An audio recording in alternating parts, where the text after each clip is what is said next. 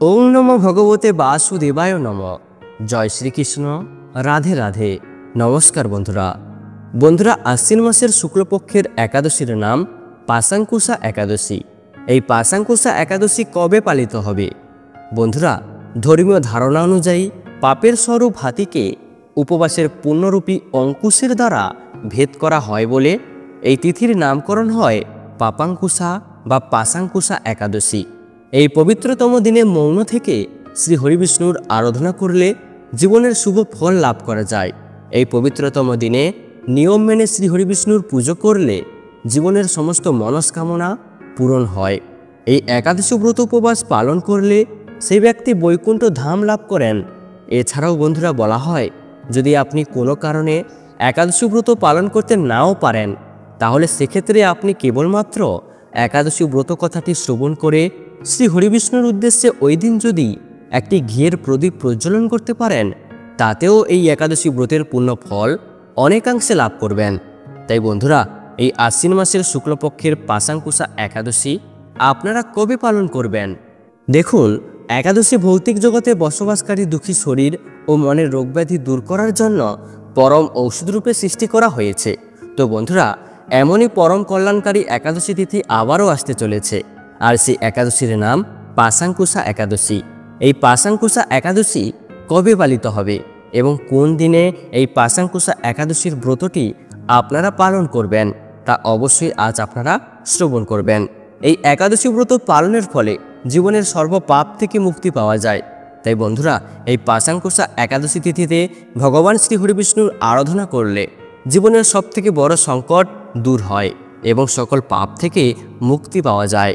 তাই অবশ্যই আপনারা এই পাশাঙ্কুশা একাদশীর ব্রতটি ভক্তি, ভালোবাসা, শ্রদ্ধার সহিত অবশ্যই এই একাদশী ব্রতটি আপনারা পালন করবেন। আশ্বিন মাসের শুক্লপক্ষে যে একাদশী ব্রতটি পালিত হচ্ছে, সেই একাদশীর নামটি অবশ্যই পাশাঙ্কুশা একাদশী। তাই এই একাদশী কবে পালিত হবে এবং কোন দিনে এই একাদশীর ব্রত আপনারা পালন করবেন এবং এই একাদশী তিথিটি কতক্ষণ থাকছে এবং এই পাশাঙ্কুশা একাদশীর দিন কি করবেন ও কি করবেন না, এছাড়াও এই পাশাঙ্কুশা একাদশীর দিন কি খাবেন ও কি খাবেন না, এই সব কিছুই আপনাদের সাথে আজকের এই ভিডিওতে বিস্তারিতভাবে আলোচনা করা হবে। আমাদের সকলেরই আজকের এই গুরুত্বপূর্ণ তথ্যগুলি জানা খুবই প্রয়োজন। তাই অবশ্যই আমার প্রিয় সকল ভক্তগণ ভিডিওটি ভক্তি, ভালোবাসা, শ্রদ্ধার সহিত অবশ্যই শ্রবণ করবেন। আর এই চ্যানেলে নতুন হয়ে থাকলে দয়া করে চ্যানেলটি সাবস্ক্রাইব করবেন, কারণ পরবর্তী সময়ে এই ধরনের নতুন নতুন ভিডিও বা তথ্য পাওয়ার জন্য। এবং ভিডিওটিতে একটি লাইক করবেন আর কমেন্টে ভক্তি, ভালোবাসা, শ্রদ্ধা দিয়ে জয় শ্রী হরিবিষ্ণুর জয় বা আপনাদের ইষ্ট দেবতার নামটি অবশ্যই লিখবেন। বন্ধুরা, আমাদের হিন্দু পঞ্জিকা অনুসারে পাশাঙ্কুশা একাদশী আশ্বিন মাসের শুক্লপক্ষের একাদশীতে পালিত হয় এবং বন্ধুরা, প্রত্যেকটি একাদশীকে শ্রী হরি রূপ ধরা হয়। বিশ্বাস করা হয় যে এই দিনে উপবাস করলে সর্বদা সুখ লাভ হয় এবং পাপ ক্ষয় ও সৌভাগ্য প্রাপ্তি ঘটে। তাই এই পাশাঙ্কুশা একাদশী পালন করা আমাদের হিন্দু পঞ্জিকায় অন্যান্য সকল একাদশী উপবাস পালনের সমতুল্য। তাই এই পাশাঙ্কুশা একাদশী আপনারা কবে পালন করবেন এবং এই একাদশীর মাহাত্ম্য কী, এই সব কিছুই আজ আপনাদের সাথে আলোচনা করা হবে। বিশ্বাস করা হয় যে যে কেউ যথাযথ আচার অনুষ্ঠানের মাধ্যমে এই পাশাঙ্কুশা একাদশীর উপবাস পালন করলে এবং ভগবান বিষ্ণুর উপাসনা করলে তার জীবন থেকে সকল প্রকার পাপ, দুঃখ, কষ্ট অচিরেই বিনাশ হয়। তাই যে ব্যক্তি ভক্তি সহকারে এই পাশাঙ্কুশা একাদশী ব্রত উপবাস পালন করেন, তিনি অবশ্যই বৈকুণ্ঠ ধাম প্রাপ্ত হন। এছাড়াও এটি আপনার ঘর বা জীবন থেকে যে কোনো নেতিবাচকতা দূর করতেও সাহায্য করে।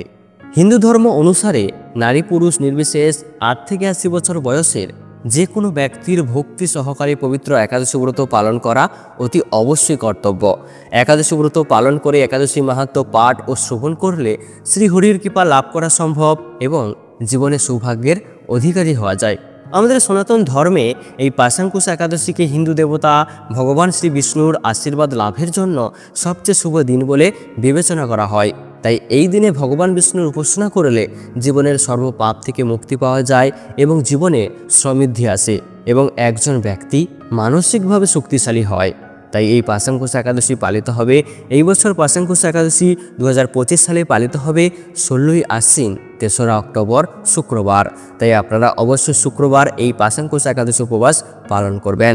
বন্ধুরা, এবার আমরা শ্রবণ করে নেব এই পাশাঙ্কুশা একাদশীর মাহাত্ম্য কথাটি। আশ্বিন শুক্লপক্ষিয়া পাশাঙ্কুশা একাদশীর মাহাত্ম্য ব্রহ্মবৈত্য পুরাণে বর্ণিত আছে। যুধিষ্ঠির বললেন, হে মধুসূদন, আশ্বিন শুক্লপক্ষের একাদশীর নাম কি? তদুরে শ্রীকৃষ্ণ বললেন, হে রাজেন্দ্র, আশ্বিনের শুক্লপক্ষিয়া একাদশী পাশাঙ্কুশা নামে প্রসিদ্ধা। কেউ কেউ একে পাপাঙ্কুশাও বলে থাকেন। এই একাদশীতে অভীষ্ট ফল লাভের জন্য মুক্তিদাতা পদ্মনাভের পূজা করবে। শ্রীহরির নাম সংকীর্তন দ্বারা পৃথিবীর সর্বতীর্থের ফল লাভ হয়। বদ্ধজীব মহাবশত বহু পাপকর্ম করেও ভগবান শ্রীহরির শরণাপন্ন হয়ে প্রণাম নিবেদনে নরক যাতনা থেকে রক্ষা পায়। এই একাদশীর মহিমা শোনার ফলে নিদারুণ যমদণ্ড থেকে মুক্তি লাভ হয়। শ্রীহরিবাসর ব্রতের মতো ত্রিভুবনের পবিত্রকারী আর কোনো বস্তু নেই। হাজার হাজার অশ্বমেধ যজ্ঞ এবং শত শত রাজসূয় যজ্ঞ এই ব্রতের শতভাগের একাংশের সমান হয় না। এই ব্রত পালনে স্বর্গবাস হয়, মুক্তি, দীর্ঘায়ু, আরোগ্য, সুপত্নী, বন্ধু প্রভৃতি অনায়াসে লাভ করা যায়। হে রাজন, গয়া, কাশী এমনকি কুরুক্ষেত্রেও শ্রীহরিবাসর অপেক্ষা পূর্ণ স্থান নয়। হে ভূপালক, একাদশ উপবাস ব্রত করে রাত্রি জাগরণ করলে অনায়াসে বিষ্ণুলোকে গতি হয়। এই পাশাঙ্কুশা ব্রতের ফলে মানুষ সর্বপাপ মুক্ত হয়ে গোলোকে গমন করতে সমর্থন হয়। এই পবিত্রতম দিনে যিনি স্বর্ণ, তিল, গাভী, অন্ন, বস্ত্র, জল, ছত্র, পাদুকা দান করেন তাকে আর জমালয়ে যেতে হয় না। যারা এ সকল পুণ্য কার্য করে না তাদের জীবন কামারশালার হাপের মতো বিফল। নিষ্ঠার সাথে এই ব্রত পালনে উচ্চকুলে নীরব ও দীর্ঘায়ু শরীর লাভ হয়। অত্যন্ত পাপাচারীও যদি এই পুণ্যব্রতের অনুষ্ঠান করে তবে সেও রৌরব নামক মহাযন্ত্রণা থেকে মুক্ত হয়ে বৈকুণ্ঠ সুখ লাভ করে। কৃষ্ণভক্তি লাভই শ্রী একাদশী ব্রতের মুখ্য ফল। তবে আনুষাঙ্গিক রূপে স্বর্গ, ঐশ্বর্যাদি অনাদিত্য ফল লাভ হয়ে থাকে। এছাড়াও এই পাশাঙ্কুশা একাদশীর দিনে ভুলেও করবেন না এই কাজগুলো। নাম্বার 1, একাদশীর দিনে জুয়া খেলতে নেই। ধর্মীয় ধারণা অনুযায়ী এমন করলে ব্যক্তির বংশ নষ্ট হয়ে যায়। নাম্বার 2, একাদশীর রাতে ঘুমোতে নেই। পুরো রাত বিষ্ণুর ভক্তি, মন্ত্র জপ ও জাগরণ করে ওই সময়টা কাটানো উচিত। নাম্বার 3, এই দিন ভুলেও চুরি করবেন না। এই দিন চুরি করলে সাতপুরুষ পাপের অংশীদার হয়। নাম্বার 4, একাদশীতে খাওয়া দাওয়া ও ব্যবহারের সাত্ত্বিকতা পালন করা উচিত। এতে জীবনে আধ্যাত্মিক উন্নতি লাভ করা যায়। নাম্বার 5, কঠোর শব্দ প্রয়োগ করে কারোর সঙ্গে কথা বলতে নেই। রাগ করবেন না, মিথ্যা কথাও বলবেন না। এই দিন কাউকে এমন কোনো কথা বলবেন না যাতে তোমার সেই কথা তার গায়ে আঘাত লাগে। এই দিনে কাউকে কটু কথা বলবেন না। নাম্বার 6, একাদশীর দিনে সকালে তাড়াতাড়ি ওঠা উচিত এবং সন্ধ্যাবেলা ঘুমানো উচিত নয়। এতে জীবনের দারিদ্রতা নেমে আসে। এছাড়াও বন্ধুরা, পাশাঙ্কুশা একাদশী পালনের একটি গুরুত্বপূর্ণ অংশ হলো উপবাস। এই দিনে ভক্তরা নিয়মিত খাবার গ্রহণ থেকে বিরত থাকেন এবং একাদশী উপবাসের নিয়ম অনুসারে একটি বিশেষ ডায়েট অনুসরণ করেন। এছাড়াও কিছু ভক্ত সম্পূর্ণ নির্জল উপবাস পালন করেন। তারা সারাদিন ধরে জল পান করে শরীরকে আর্দ্র রাখার জন্য। উপবাসের সময় যে কোনো ধরনের আমিষ খাবার, অ্যালকোহল বা বাজারের খাবার এড়িয়ে চলা অপরিহার্য, কারণ এগুলো অপবিত্র বলে বিবেচিত হয়। এছাড়াও এই পাশাঙ্কুশা একাদশীর দিন সকল প্রকার ক্ষৌরকর্ম সম্পূর্ণভাবে নিষিদ্ধ। যেমন এই দিন দাড়ি গোঁফ কাটা, চুল নখ কাটা ইত্যাদি সম্পূর্ণভাবে নিষিদ্ধ। না হলে আপনি মা লক্ষ্মী ও নারায়ণের আশীর্বাদের হাত থেকে বঞ্চিত হবেন এবং মা লক্ষ্মীর কৃপা যে ব্যক্তির উপর থেকে উঠে যায় সেই ব্যক্তির জীবন থেকে দারিদ্রতা কখনো দূর হয় না। তাই অবশ্যই এই পবিত্রতম দিনে চুল কাটা, নখ কাটা, দাড়ি গোঁফ, সেভিংস করা এইগুলি সম্পূর্ণভাবে নিষিদ্ধ। অবশ্যই এই একাদশীর সময়কালে সবজি কাটা থেকেও সতর্ক থাকতে হবে, কারণ একাদশীর দিনে রক্তক্ষরণ করা শুভ বলে মনে করা হয় না। তাই সবজি কাটা থেকেও বিরত থাকতে হবে এই দিন, যেন কোথাও কেটে না যায়। একাদশীতে রক্তক্ষরণ অতি অবশ্যই বর্জনীয়।